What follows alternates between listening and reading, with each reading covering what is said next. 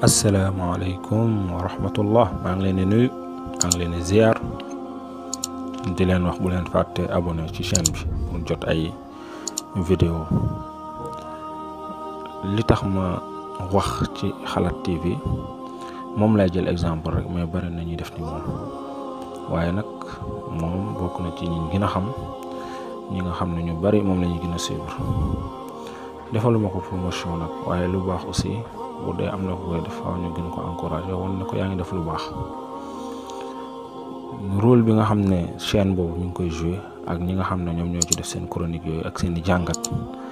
loolu rôle la boo xam ne tey kilifa diine yi ñoom lañ ci doon gën a xaare wala journaliste yi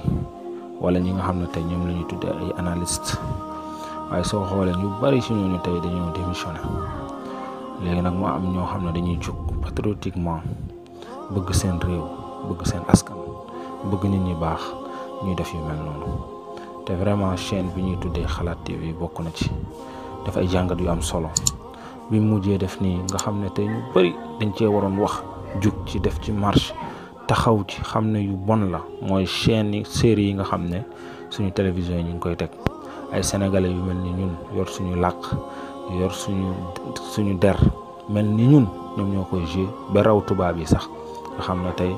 lu ñu waroon taxaw la lu ñu waroon xeex la mais nga gis chaîne bi def ci jàngat expliquer ko nit ñi di partager vidéo yi loolu moom moo tax man aussi ma ne naa leen gën a encourager ñoo xam ne ñu ngi ci yoon bi nit ñi aussi ñu jàppale leen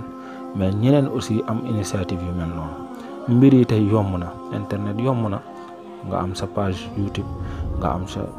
chaîne YouTube page Facebook page nangam yooyu yëpp nga nekk koo xam ne yow aussi da nga nekk sentinelle nga taxaw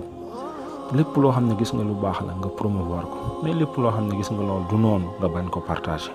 nga bañ ko tas waaw ndax boo ko defee yow tamit yaa ngi participer bu dee da ngaa partager lu baax yaa ngi participer ci mbaaxum réew mi